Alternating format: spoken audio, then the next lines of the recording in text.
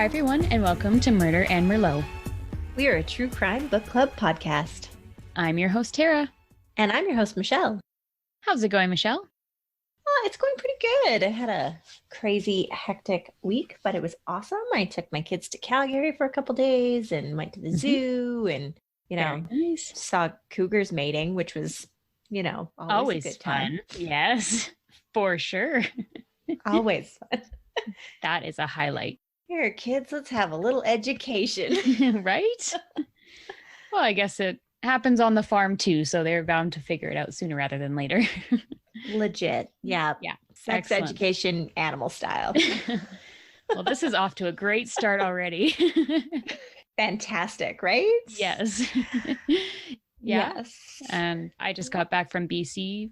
It's a 14-hour drive one way, and I'm very tired. And then I had 2 weddings yesterday and a birthday party today, and it's kind of been all over the province. So I'm sorry. I'm so sleepy. That's all right. And it's like, bam, COVID's over. All the things. We're doing the things. Right. Yes. All the things. Exactly. So it's great. Everything has been going really well. It's just a lot packed into a very short amount of time. So yeah. And today we are wrapping up our Diane Downs series. So that is excellent. Excited for this. Yes. So we're doing our book club episode, which is good because it's less about, telling the actual story of horrible child murders and talking more about the writing of the book and kind of the content in that way. Yeah. So that'll be good. I'm really excited to talk about this part because the book is really good. Mm-hmm. So I have many good things to say. Yes, that's excellent. Did you get any feedback from our case episodes or anything like that? Just that people are behind on that I know that are behind. So I haven't heard any direct feedback yet. So from what I've summer. It is. Yeah. From what I've heard, most people are still on the Manson series, which is fair because it was a long series. So yes, but that's all right. That's all good. The only comment that I saw from our case episodes were, don't you guys have air conditioning? Because we complained about the heat so much. Just like, unfortunately, air conditioners and podcast audio equipment probably don't work well together. I can't imagine anybody wants to hear that. They do not. Fan blaring into our microphones. So we're suffering for you. So you're welcome. Yes. And we don't have central air conditioning, obviously, because that's much quieter. Right. But that is a luxury we do not have. But hey, we live in Canada, so it's only really a problem a couple weeks out of the year, honestly. Exactly. Yes. So it's fine. It's all good. But that's pretty much all I had for updates, I think. Cool. All right, friends, grab your glass and get cozy. Let's book club it up. Tink, tink. All right, let's do this thing. Let's get it. So everybody knows it was Small Sacrifices was the book, and it was written by Anne Rule, but we'll just go through the synopsis of the book in case you're new here, and talk about the author a bit. So synopsis, somebody just shot my kids. Diane Downs brought her car to a halt in front of a Springfield, Oregon hospital, her 3 gravely wounded children beside her. Thus began the tale of a truly unthinkable crime that shattered the tranquility of a tight-knit community. As police searched for the shaggy-haired stranger, Diane accused of shooting 8-year-old Christy, 7-year-old Cheryl, and 3-year-old Danny, the suspicion grew that was even more horrifying than the crime itself. Did Diane shoot her own children? Haunted by this question, a dedicated district attorney searched for the answer and uncovered a chronology of incest, psychological wounding, desperate affairs, and surrogate motherhood. Anne Rule's gripping, powerful, and ultimately terrifying true story of passion and murder will hold you in thrall as it plumbs the unimagined depths of darkness concealed within a human being. Awesome. And about the author, Anne Rule wrote 35 New York Times bestsellers. Her first bestseller, The Stranger Beside Me, was about her personal relationship with infamous serial killer Ted Bundy. A former Seattle police officer, she used her firsthand experience in all of her books. For more than 3 decades, she was a powerful advocate for victims of violent crime. She lived near Seattle and passed away in 2015. So, Tara, what was your first impression of the book? A very small book and very small writing. I feel like a little bit taller, skinnier book probably would have been more comfortable for reading, but obviously it's not a huge deal. I was just shocked though at the actual physical size. The cover is all right. I wouldn't say that it's one of my favorites or it would catch my eye, other than the big Anne rule that takes up half the front. Like, no hate on Anne. We love Anne. It just seems like not a lot of effort went into the design of it all. They just knew that people would see her name and be like, oh yeah, I'll read that. Totally. Who's not going to pick that up if you're in the true crime community? Exactly. Obviously it worked because we're here. We read it.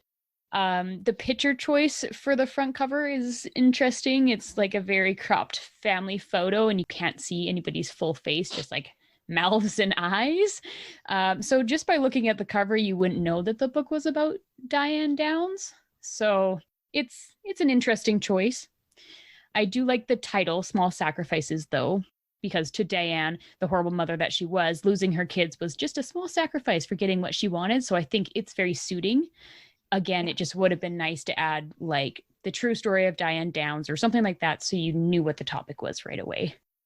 Yeah, I would agree. My first impression was kind of the same. I thought it was really odd that they cut all the faces off of the picture. Okay. Like, I'm glad I'm not the only one because I was just like, yeah. It's bothered me the whole time. I'm like, okay, cut off Diane's face, sure, because nobody really wants to look at her, but don't cut off their little sweet baby faces. Absolutely. Whatever. I thought the book was a good size, but like, I don't mind a small book because I read in bed and I don't fall on my face as much. Right. Fair enough. But like you said, the print is pretty small. It's basically 500 pages in small print of Diane Downs. So, right. But I was actually surprised that there was 500 pages of information on Diane Downs. Right. So I didn't really realize that much information existed about her before. So, and yeah, other than that, like classic true crime cover, red, white, and black, right? Exactly. And which I don't hate. Yeah, and like I like the true crime vibe of everything, but it's just very typical. Yeah. And I did like how the book felt. So like the cover of the book it's a nice feel to it. But yeah, that's what I thought. Yes, very good.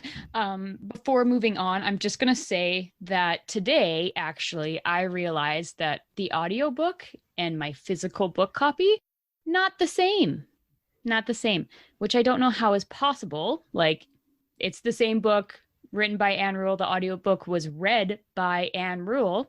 But for some reason, it was a very condensed version of the book. And so like I would read parts of that's so weird. It's never happened to me before. I didn't think to check to make sure everything lined up because you would think they would be the same. But yeah, I would read a little bit of the book, but for the most part, I was so busy that I pretty much only listened to the audiobook. So I have like all my answers prepared in relation to the audiobook. And then I found out after I was done prepping this whole book club thing, I realized that they're actually different. So if my answers don't really make sense compared to Michelle's answers, it's because she's going off the physical book and I'm going off the audiobook. And apparently there were differences, which is really disappointing. I'm sure the differences aren't that huge that it's not going to make sense. So I'm sure it's fine, but that's super frustrating. I mean, I think there are parts of my answers that it'll be more clear when I like am explaining things, what I mean by that, but I'll kind of clarify as I go. But yeah, I just wanted to put that out there that basically the information that I went through didn't really have all of the details, I think. Yeah. So, cool. Yeah. Have you read other books by this author? Yes. The Stranger Beside Me was our first book that we read together for our unofficial book club. Yes, it was. And then so I have a very special place in my heart for Stranger Beside Me. Yes. And Green River Running Red was our very first Murder and Merlot book that we chose. So yeah, it was. We are fans of the author, you could say. Definite fans. Yeah. She's kind of a badass. A little bit. Yeah.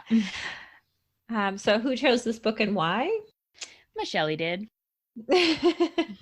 Yes, I did. Why did you choose the book, I guess? It kept coming up on my Amazon recommended list, and I Mm. couldn't ignore it anymore. And I was like, oh, okay, sure. Bring it, Amazon. I'll trust you. Like, It's a terrible story. I knew about Diane Downs before, but I knew Anne Rule would do a really good job. So, right. Which kind of brings us to the next question, which is what did you already know about the subject before reading the book? yeah.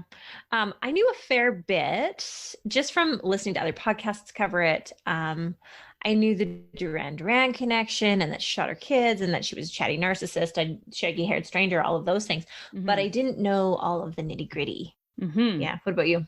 Basically the same. I knew Diane Downs was a twat waffle and she shot her kids, but tried to say somebody else did it. And she loved all the attention she received surrounding the case. So basically, I was pretty well aware about, how terrible of a human being she was. Just the details, again, they were just a bit foggy. Totally. Is this book overrated or underrated, do you think? I would say that it's underrated because I didn't really hear much about it until Michelle picked it out, and I haven't really seen a lot about the book on social media and that kind of stuff. Maybe it's more popular than I realize, but yeah, I just never really saw a lot about it before. So I would say that it's underrated.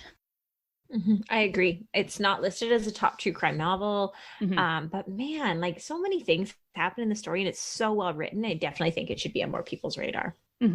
Absolutely. What did you like best about this book? I loved Anne Rule's details of the trial because she was there. Yes. She was observing, taking notes. She was there through it all. I also really appreciated how well she wound together Diane's backstory with the story of the work that the investigators did to make the whole case flow together smoothly. Yes, I love the fact that she was at the trial. And it's quite funny because in the Oprah interview with Anne Rule and Diane Downs there, it was kind Some of my favorite parts. There was some back and forth about how would you know that and all of that kind of stuff coming from Diane to Anne Rule. And Anne Rule's like, I was there. I was sitting in that trial. I heard those words come out of your mouth. And Diane would be like, you didn't even have the transcript. She's like, but I was sitting there. Like, I was present. What more do you want from me? I'd be there. Yeah. I witnessed it with my own eyeballs and my ear holes. I loved it. Yes, I love it too. What did you like least about this book? So it's a bit complicated. So I'll say what my answer is and then I'll kind of expand on it because of what I figured out today. So I said that I just felt like there was an element missing that I couldn't put my finger on. And because I didn't quite get sucked into the story like I usually do. Like I like how the story was laid out and I didn't really think any details were missing, but I was just left not gripped like I usually am with true crime books. And so maybe I was hoping for more of a twist or some type of shock value. But now that I know that my book was not the same and did not have all the details, I think that is why. Because from what I read today, just in my book, I'm like, oh, there is so much more that was left out that I did not get to read or experience. So I think if I, read the entire book, like one generally does, I think I would have had a different opinion. I think that's such crap that they shortened the audiobook. I know. That's so weird. And I'm sorry, a lot of people are probably going to be angry. Like, how do you call yourself a book club and a true crime reader if you didn't read the book? I'm busy. I'm sorry. I try. You work full time. Don't make excuses for it. It's all good. Yes. If I can read it all, I will. But there's sometimes when life is just too crazy. So sorry. Yeah. So you can get through more in an audiobook over your lunch hour than you can in reading a regular book being interrupted. Yeah. 100%. But anyways, what did you like least about this book? Diane Downs. Oh, well, yeah, that's a given. Walked right into that one. That's my only answer. She's terrible. Yeah. But I love it. Yeah. The book itself, awesome. Great. Yes. That's awesome. Fantastic. Oh, I'm excited for the next one. Share a favorite quote from the book and explain why you chose it. Well, they're pretty obvious to why I chose them, but I'll explain them a bit. And of course, there's more than one because Well, I yeah, can't just pick one. naturally. So, quote, Diane could not wait for the detectives and the prosecutor's office to make the moves. If she didn't hear from them, she contacted them. With new clues about the stranger with the gun, with new memories that constantly superseded the old, Diane knew she was smarter than the cops, so she saw no danger in talking with them, end quote. Yeah. And I love that because she's like so freaking cocky. But meanwhile, they're like, honey, we're on to you. Yeah, she's just digging her own grave, just like giving them so much information to work with to put her behind bars. Right? Mm-hmm. The case would have been seriously so different had she kept her mouth shut from the get-go. Absolutely. Yeah, it would have been But she entirely couldn't. different. No. Nope. And next one, quote, again, Diane was talking too much to too many people. She had accused police of putting her under a microscope, of tunnel vision, and yet it was Diane who kept pulling attention back to herself. Diane Downs was figuratively jumping up and down, waving her arms and crying, here I am, look at me, end quote. Mm-hmm. And that's exact same as the first one. She's So literally accurate. like, just look at me over here, this kid, right? Oh, yeah. And then later she goes on to say, like, Yeah. oh, I said all those things because they were drugging me and they were forcing me to say these things. Like, no, you were, anytime there was camera, anytime there was anybody that would listen, you were like, hey, come over here. I got shit to say. Like, it was all her. I want to talk to you. Yeah, no. Yeah. And my last one, I love this quote. Quote, crazy gets better. Consciences don't grow back. And narcissists and histrionics never learn to give up center stage or their beloved mirrors, end quote. Oh, that's a really good one. And I love that because crazy does get better. I personally went crazy. I've been medicated. It's, mental health is a problem, but it's treatable. But you don't ever grow back a conscience, right? And very true. If you're a narcissist, you're always going to be a narcissist. You don't have a conscience. So yeah, exactly. That's a great quote. I really like that. Good choices. Yeah. What about you? All right.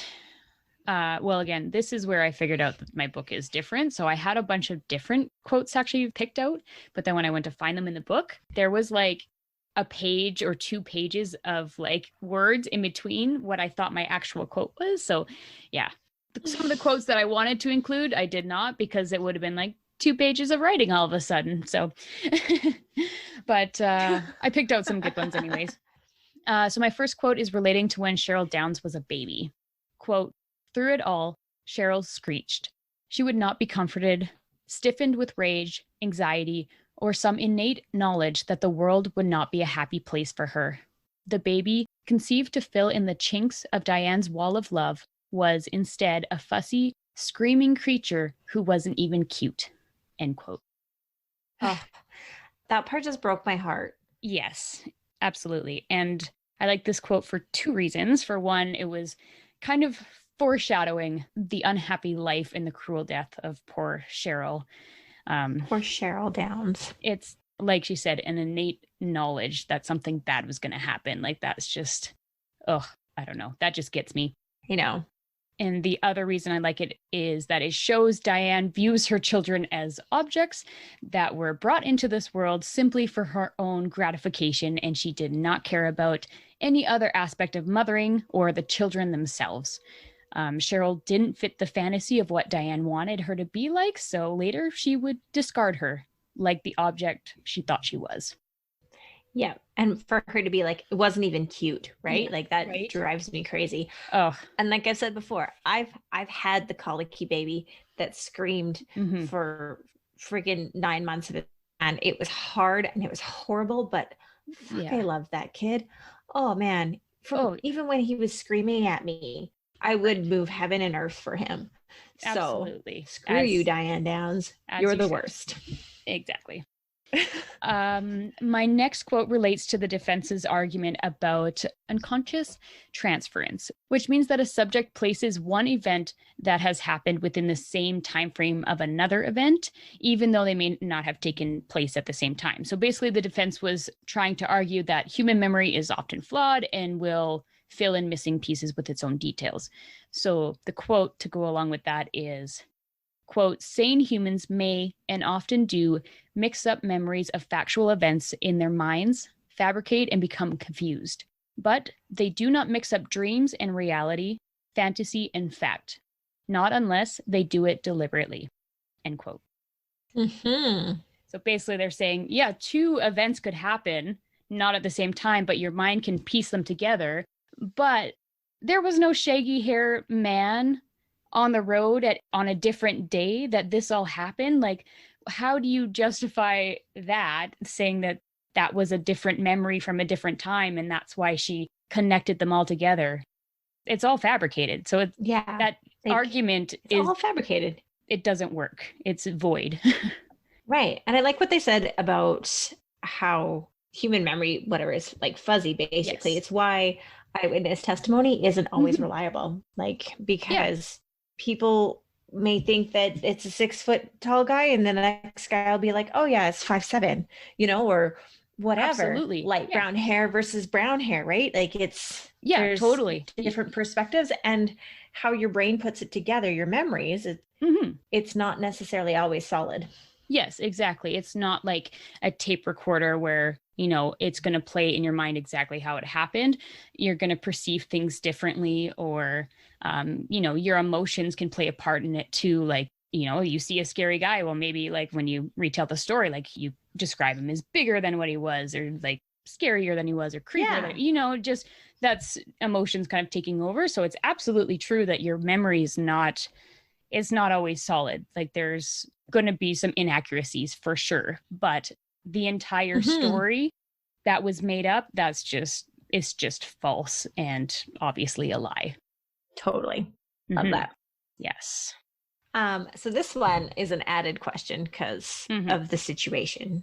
But what is your most hated Diane Downs quote?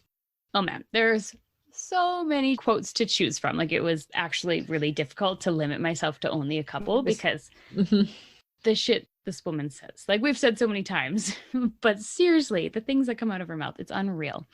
So yeah, obviously I couldn't pick just one, but this is what I have. Quote, everyone says, you sure were lucky. Well, I don't feel very lucky. I couldn't tie my damn shoes for about 2 months. It was very painful. It is still very painful. The scar is going to be there forever. I'm going to have to remember that night for the rest of my life, whether I want to or not. I don't think I was very lucky. I think my kids were lucky. If I had been shot the same way they were, we would have all died. End quote. And oh my God. I hate her so much. I hate her so much. Yeah. I'm sorry. You weren't lucky because you couldn't tie your shoes, but your kids were lucky even though one of them died. One of them actually died as well, but was brought back to life, but had a stroke, had speech impairment. Had freaking unbelievable trauma.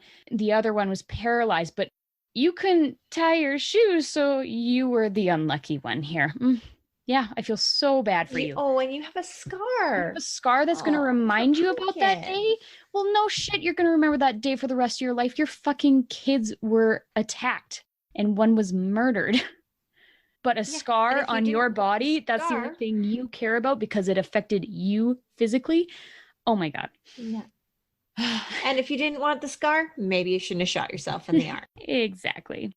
Boom. Hate it. So that was my first one. My second one, when detectives asked, do you feel guilty about what you did, Diane? She responds, quote, no, because I didn't do anything wrong, and I wouldn't change it if I could. My kids and I always took the back roads, end quote. And this pisses me off because, I mean, not that I probably have to explain, but in all of the other true crime cases that we talk about or that I listen to, it'd be like somebody's child like will be murdered, and you always hear the parents talk about like, I wish there was something I could do. If there was anything I could have done, even if they were in a different country at the time, they still would have been like, but if I just did this, it could have had a different outcome. All she had to do, if her story was true, was just take a different road. So it would be easy for her to be like, if I just didn't turn down that back road, this wouldn't have happened. But she still says that she would not change anything. God, I hate her so much. Yep. Me too. Okay. Last one. Short and concise. But when explaining why she got pregnant with her fourth child, she was saying how much she missed her kids. And even though they're not replaceable, quote, children are so easy to conceive, end quote. Just fuck you, Diane. Fuck you. I hate her so much, man. And because no, bitch, they aren't always that easy to conceive. No. And you're a terrible human. Exactly. There's knowing so many people that have struggled with that, it just kills me. And she's just like, oh, they're just so easy to conceive. Like, it's not a big deal. I'll just have another. Yeah. It brings out the mama bear. Yeah. Mm-hmm. Oh no. Yeah. Not okay. No. No. Yeah. So those are my most hated Diane Downs quotes, even though I'm sure I could have picked some more, but I'd love to hear what you have. I'm surprised. I totally thought we were going to have the same quote. So I just chose one because it enrages me. Yeah. And yeah, I mean, all of those ones enrage me too. Totally. I think I might know which one you chose, but we'll see. Okay, go ahead. Yeah. If I had shot my own children, I would have done a good job of it. I would have waited till they died and cried crocodile tears, end quote. Yep, I knew it. I knew you were going to pick that one. And I was like, I'll leave that for Michelle because, yeah. Ooh, man. Ooh. Like, if I would have shot my kids, I would have done it. I would have done it better. Yeah. Obviously. Fuck you. Obviously, I would have murdered my children better. Duh. Like, oh my, those words should never come out of somebody's mouth. Definitely not. And the fact that she was like, I would have waited till they died, just tells me that she's like, damn it, I should have just waited. Well, exactly. That's why she waited, they never would have had Christy's testimony. Yeah, there's so many things. I think what happened, like she shot them. Obviously, she did not make the best shots, clearly, but I think she realized that, like, shit, I can't just keep shooting or else, like, my story is not going to line up with what the wounds look like. So then she was driving slow to get to the hospital, but obviously she can't just stop and wait or else her timeline's going to be completely messed up.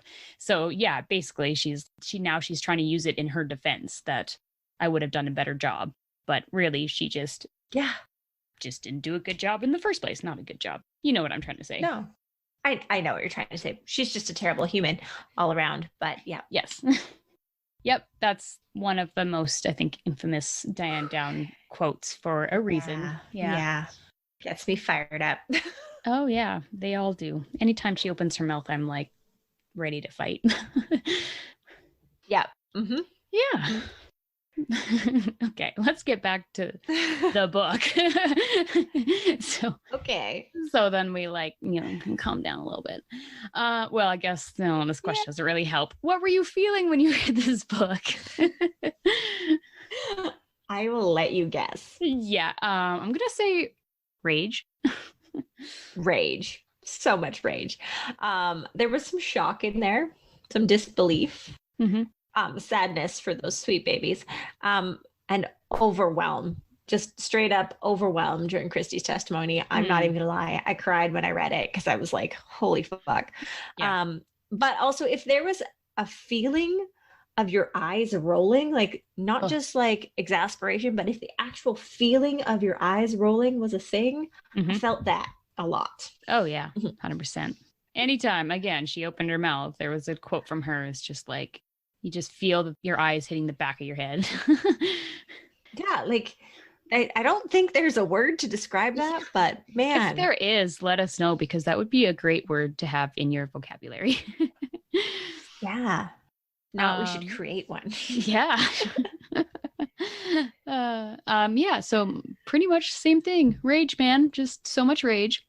But yeah, during the trial, that definitely changed when the focus shifted from Diane to Christy. My heart was so Mhm. heavy. I felt so bad for that little girl. Mhm. She endured so much at such a young age, and I was truly in awe of her bravery. So strong, man. So That little strong. girl, Yeah. so strong. Yeah. Other than that, rage. Hmm. Mm-hmm. What were your favorite pictures in the book? Did you have any favorite pictures? Well, it was really tough because most of the pictures were of Diane's ugly mug. So it was hard to Oh, choose.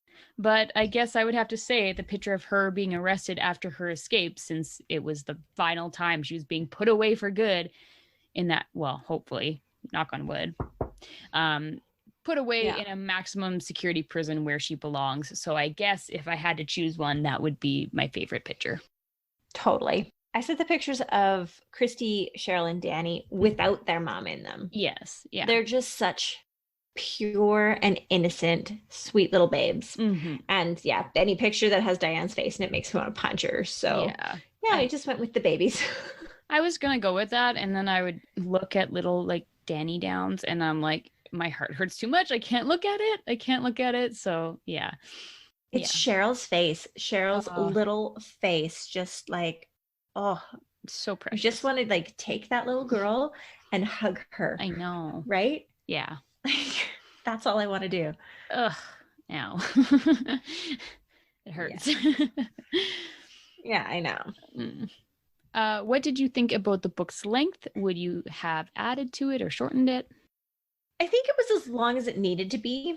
Sometimes I find afterwards and epilogues too much or whatever, but in this case, they were needed because Mm-hmm. considering she broke out of prison after the book was initially published, those added to her story. So, Right. That's very important information to include for sure. mhm. Yeah. I said, well, my answer is it's dumb now because I said it was the shortest book we've ever read so far. Although that was fine by me because we had just come off Helter Skelter, obviously, and that was the longest book we've ever read. But my audiobook, it was only 3 hours long. And I'm like, how is this the full book?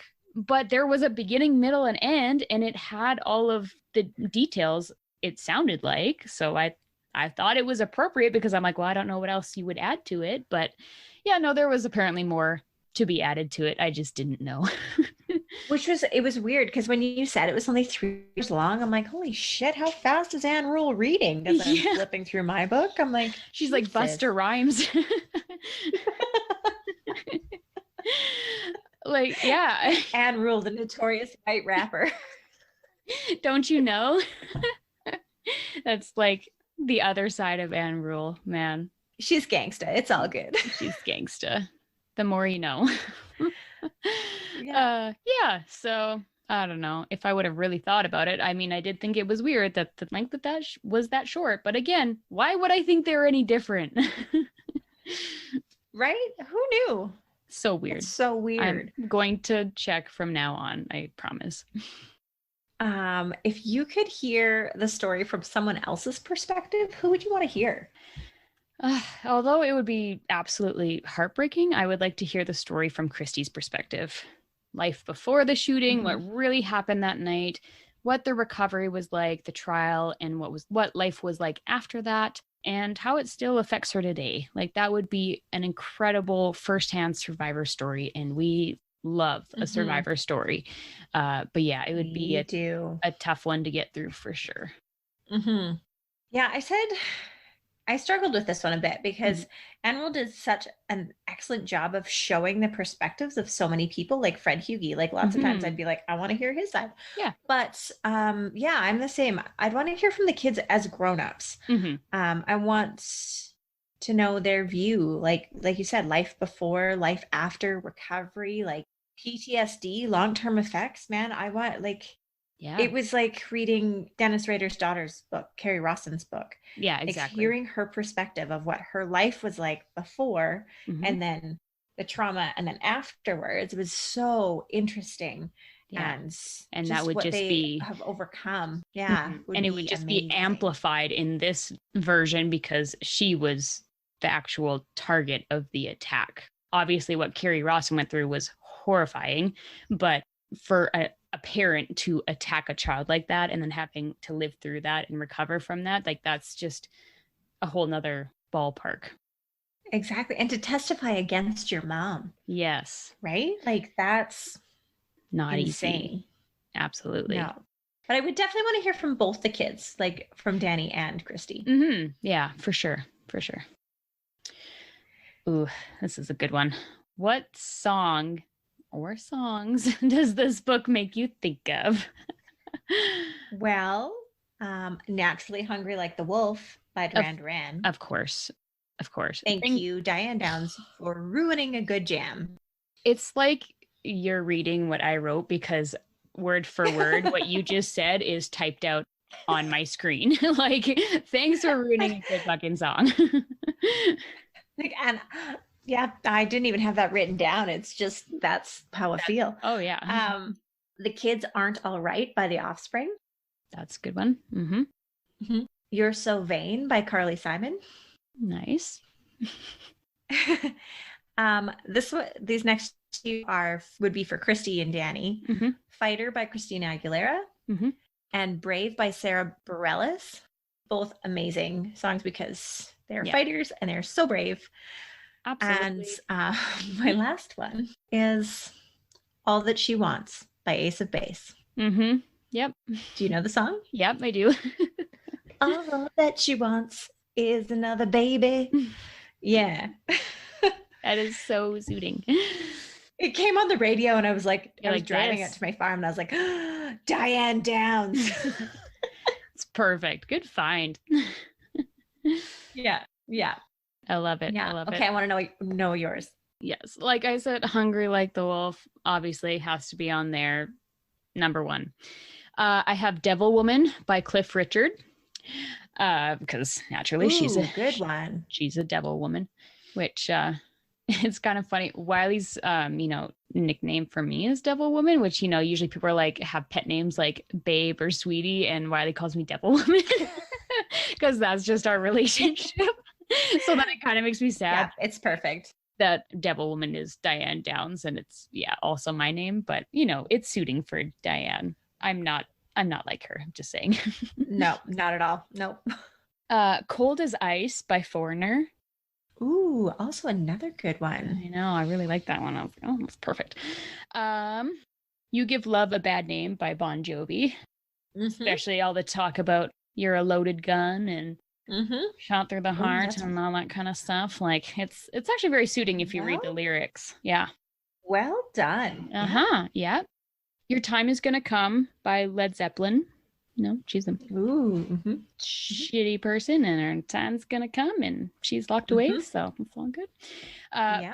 My last two, I don't think a lot of people will know them, but they're both Green Day, so of course I had to have them. So, okay, there's You Lied, which is a great song. It's like so suiting. If you read the lyrics, it's amazing. It's like, it's just Diane. It's like, you got a problem you just can't hide. Compulsive habits that never seem to die. And it's just like, you lied. Like everything you say is a lie and it's perfect. And then my last one is I Want to Be on TV, which is also a Green Day song. They're both from the album Shenanigans, which is a very underrated album. It's amazing. It slaps. I feel like more people should know about it. But those two songs from that album are just like, mwah. They're Diane Downs. She lies, but she wants to be on TV. Perfection. Yes. Absolute perfection. Yeah. I totally had a feeling that you were going to throw some Green Day in there because I was like, I feel like there's some that are going to be applicable here. Yeah. But I'm going to leave that up to you to find them. Right. Yes. And yeah, it's a good rage album, just like Nimrod, just like what we talked about in the Raider case, Obviously I'm a Green Day fan. Same level. Yep, absolutely. Yeah. You want some good punk rock? There's some pretty good albums there that have some good rage songs. Totally. Yeah. What questions do you still have? Okay. What happened the night that is engraved into the unicorn statue. Like, we know that the theory is that that was the night that she originally planned to murder her children, but what prevented it from actually happening on that day? And why did she get the date engraved before the deed was done? And finally, why did she bring up the unicorn statue to detectives without any prompting? Like, I just really don't understand her logic behind this entire unicorn situation. And yeah, other than, like, I get that she, the theory is that she wanted to be able to put the memory of her children up on a shelf once they were dead and gone, but I just don't understand why that had to be done all ahead of time. And I don't know if you can add to the unicorn statue thing, because maybe you read more details about it, but I just think it's such a weird aspect to the case. It was such a weird aspect to the case that I didn't even really include it in our case details. Yeah. Because there was no final answers to it. So yes, for those of you that have listened to part 1 and 2, Diane Downs had purchased a gold unicorn statue and had given it to her kids, she said, but it had their names engraved on it and the date. And she had said that it was because they were the 4 musketeers, 4 musketeers, whatever she called themselves. And, it was the start to their new life and blah, blah, blah. But she made a big deal about it to the police. Like, sorry, my mic's falling. Stay. Talking with my hands too much. Yeah. That'll happen. I do it too. And so, like, police then took the unicorn into evidence. They brought it to the trial, but there was no good really final answers about it. So I did leave it out of because it kind of muddles things up. Absolutely. It's significant, but it's not significant. So I don't know. I felt the same way about it. Like, it just never really made sense to me. So yeah, again, it's just a really weird aspect to the case that I don't understand. So I really want to know the thought process behind all of that. Yeah. And then she made some comment later, and I can't remember what exactly she said, but it was something about how Cheryl was with the unicorns and blah, blah, blah. Like something really like off the wall. And you're just like, what the fuck are you talking about? Like, and another time, it makes no sense. She was with detectives and she's like, oh, if I didn't buy that unicorn, like, nobody knew about it. Nobody brought it up. And what would that change? Like, it just does not make sense to me. It's so strange. No. And actually, on the original cover of the book, Anne Rule had put a picture of a unicorn, like of the gold unicorn, with a splash of blood behind it. That was what the cover of the book was. Oh, gotcha. And Diane Downs was pissed that this unicorn was on the front cover of Small Sacrifices. She was pissed about the book anyways, but she was more pissed about the fact that the unicorn was on the front. Wow. I didn't know that. That's a great detail. Yeah. Yeah. Do you have any other questions? Those are my questions. Those are like, everything else, it's like, I understand. I mean, like, Diane's logic doesn't make sense about anything, but at least, like, I can grasp it. But that, again, was just a very open-ended, like, there was no conclusion to it. So yeah, that's the questions that I have. So strange. I think that investigators just believed that she had gotten it done basically as a memorial to her kids, like you said, but I think it was more to signify that it was premeditated than anything.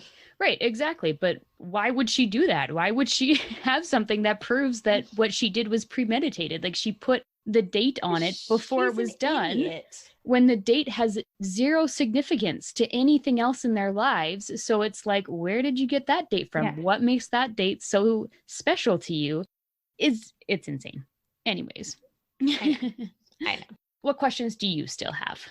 So my biggest question that I had, besides like, what the fuck with the unicorn, because who knows, was, did her dad actually assault her? I've been on the fence about this through the whole case, and I doubt we'll ever know the truth because he denies it, which if you're a child abuser, like, you're gonna deny it. But child sexual assault generally doesn't just stop after a year. No, absolutely. I'm just going to say, if you hear something weird on our audio, apparently I'm getting a thunderstorm outside that just came out of nowhere. So I apologize if you hear anything weird. It's from the outdoors.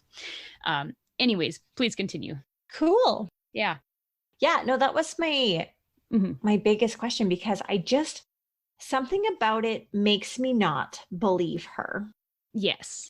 And like the fight that her and her dad and her mom got into the night before she was arrested was about that, because she like said to her mom, he assaulted me. And she's like, yeah, no, he didn't. Right.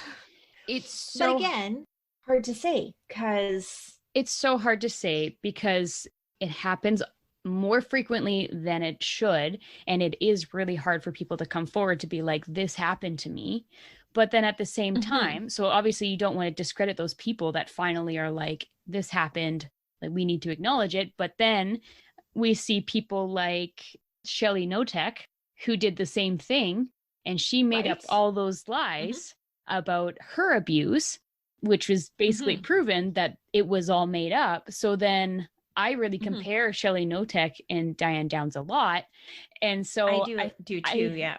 I see such similarities between them that it makes me question, how factual Diane Downs's stories were of her growing up and her abuse. So it's really hard to say. Yeah. And it's like Diane has at least one sister. I can't remember how many sisters, but she has at least one sister. So it would be interesting to talk to her and be like, did this ever happen to you? Because if it happened to you, then it probably happened to Diane. Right. But going off of Diane's word alone, it's really hard to believe her after all of the things she has said. So, which if she's actually a victim of abuse, that's horrible. You feel awful for the younger versions of these people, when they were children and when they were innocent. But obviously, current Diane Downs, that Diane Downs, like we don't give a shit about her. But if it is true, obviously we feel sympathy for the young version of Diane.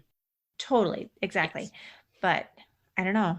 But I have a hard time. A narcissist, and narcissists have to make it about themselves, right? So I don't know, if I was her parents and say that hadn't happened and she was now accusing me of that happening, and she's living in my house and she's under suspicion for killing my grandkids, I might be kicking her out of my house too, right? Yeah. This is kind of off topic, but not really, because I just thought about her parents. So I've seen more recent interviews with Diane, and it's basically like her parole hearings and that kind of stuff. The only time I've ever seen Diane cry was talking about her parents in these parole hearings, about her wanting to like get out of prison so she can be with her parents, but like be protected from the publicity and like the media and everything like that. But like she was actually crying about her parents, which is so funny because the entire argument behind like Diane's personality and her demeanor and stuff is that she laughs in uncomfortable situations, but there's video of her like crying when she talks about her parents. So I don't know. It's it's kind of connected, but it's not. Yeah. But yeah, it's, I don't know, just something to think about. Yeah. Very definitely weird. We definitely have questions about the family history for sure. Yes, definitely. What did you Google while reading the book? Oh, all the things Diane related. Yeah. Where are Diane's kids today? Like the Son of Sam law. I need to look that up. Yes. Diane Downs interviews, Robert Knickerbocker. But the best, because I love that you can go back and look what you've Googled, right? Amidst all of the case related things, I Googled, how many toes does a gopher have? So. That's amazing. And how many toes do gophers have? There was some debate between me and my kids. There's 5 on each foot. Okay. Good to know. Yeah. You're always bound to get... So you've got that in your brain bank? Yes. You're always bound to get a little bit of like animal facts with us, either from just the veterinary world. Sometimes we'll sprinkle in there, or just random ass facts that you didn't know you needed. And I love it. Right? Yep. Yeah. Who knew you needed to know these things? You're welcome. You're welcome. That's great. I Googled all the things, all the interviews. Like, I'm pretty sure I watched every Diane Downs interview that is available on the internet.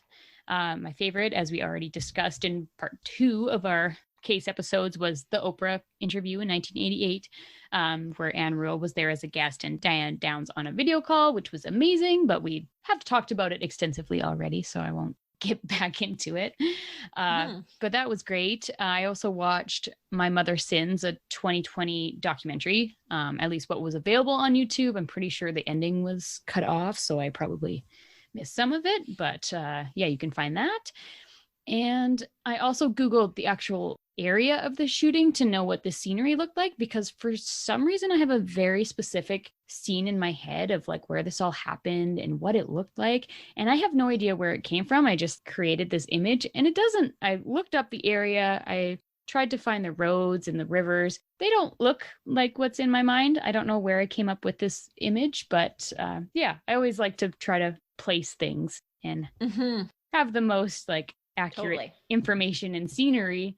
But yeah, I don't know. I have a very, very specific scene in my head. And I don't think like I've ever really, like I've never watched a reenactment of anything happening. So I don't know. Don't know where I fabricated these from. I kind of actually created a scene in my head too. And it was very different from what it actually is. But I still can't get that same even road and that river scene in my head out of like that's what I feel like it should be, but it's not. So it's weird that we both did that. 100%. And even like now knowing what kind of the area looks like, the original scene is still in my head. So yeah, it's crazy. If you had the chance to ask the author one question, what would it be? I would ask Anne Rule, what were the main differences that you noticed between the psychology of a female killer versus a male killer?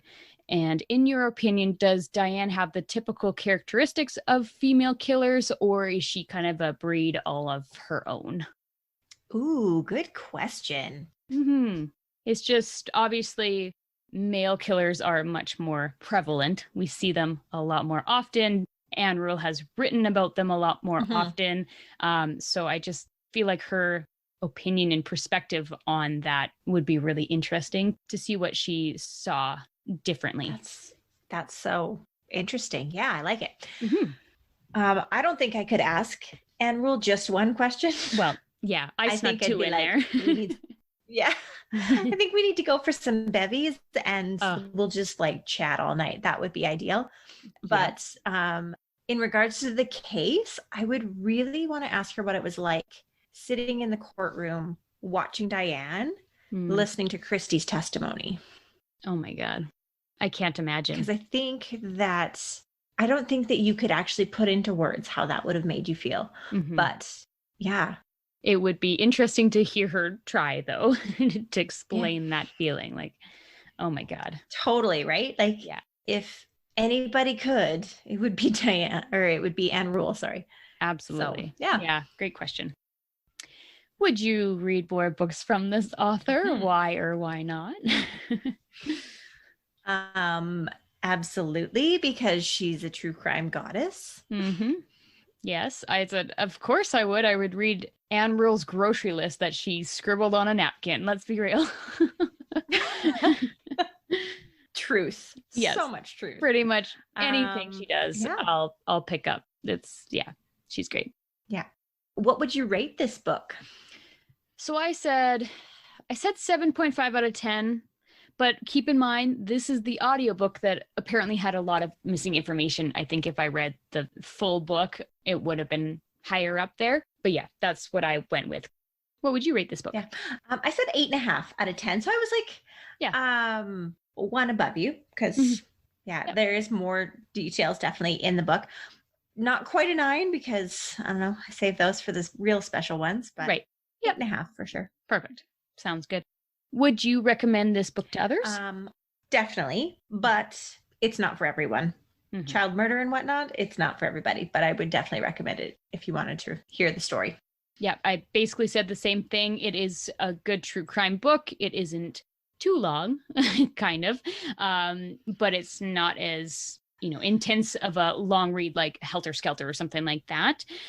But yes, as long as you can stomach the content, because obviously a lot of people can't handle the child murder cases, which is totally understandable. Just like what you said. It's fine. Yeah, it's fine. We get it.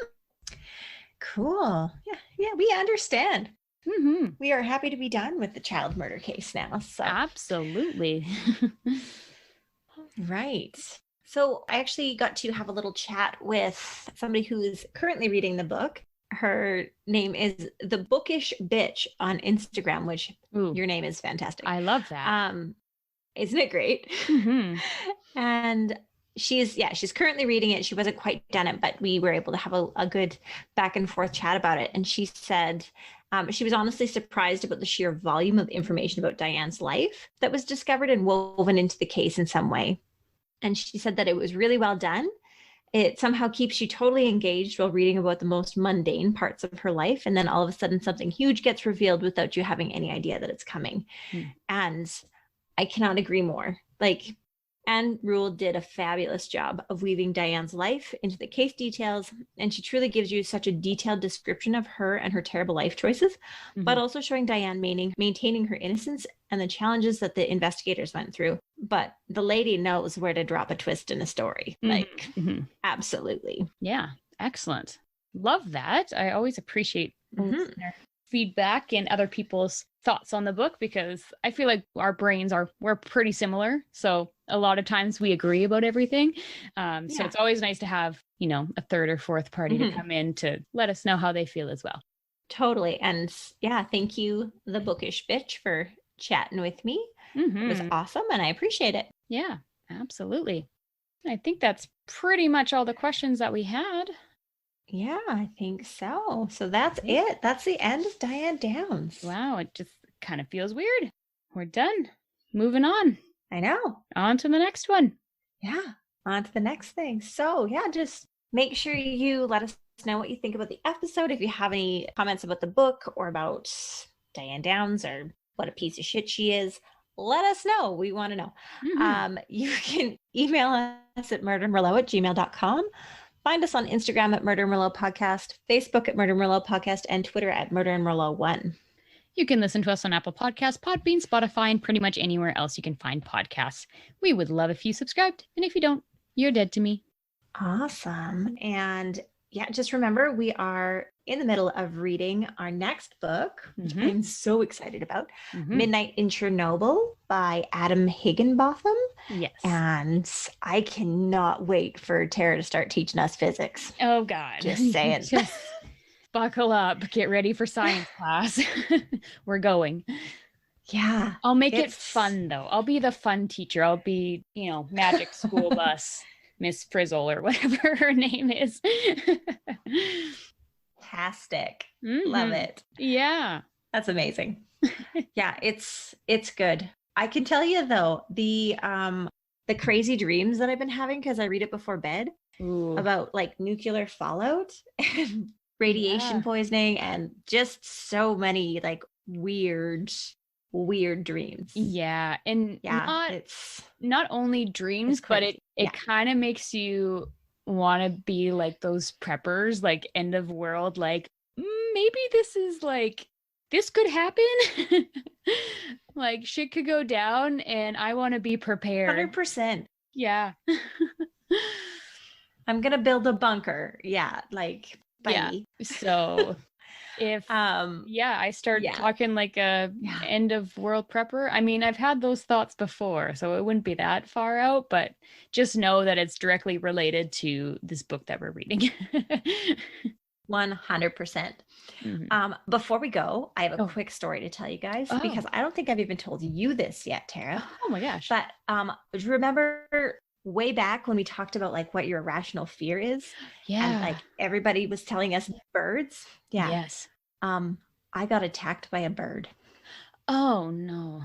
Oh no. Yeah, I almost died. So at the pet department, in our home hardware, Yeah. my kids always want to go and see the critters. So I'm like standing there between the bearded dragon and the little tortoise. And all of a sudden, there's a fucking cockatiel in my hair, flapping in my hair. And I'm like, Oh, that's I don't even know what I did, but like, I like tucked and rolled my head into my arms. And that's what I remember doing. And then somehow the bird wound up on the floor. So I don't know if I threw it. I don't know if I screamed. I don't know. I don't know.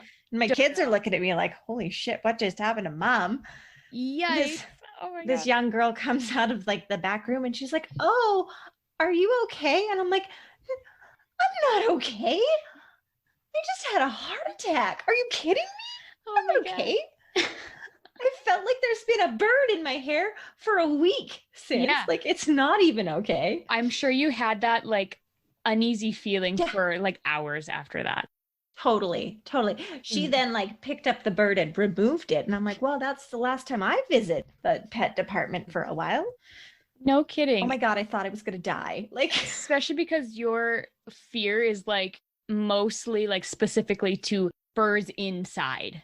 So then the fact that it happened inside, flapping at my face and flapping at your face. So that is like your legitimate fear coming through, and you experienced that. So I'm so sorry that happened to you. I figured it would be an entertaining story to end after talking about Diane Downs. That is true. You know, sometimes bad things happen, but podcast content, that's what we're here for. Right? Yeah. That's what I kept thinking. I was like, this will sound really good on the show. Because I'm like breathing into a paper bag. Hyperventilating, yeah. Oh man. Well, you survived the attack, so I'm happy you're still with us. Yeah. Me too. Yeah. I'm also really happy I didn't pee my pants, because that was also a real possibility. Yeah, it's fair. And I'm happy to report I haven't been attacked by any monkeys. Just throwing that out there, since we're on our irrational fears. So I'm so happy to hear that. I know. I just wanted to update everybody and make sure everybody knows that I'm doing all right. Wondering. Yeah, because you never know. You never know. That's fantastic. Great. Love it. All right. Well, guys, remember to drink wine. Because it's not good to keep things bottled up. Bye.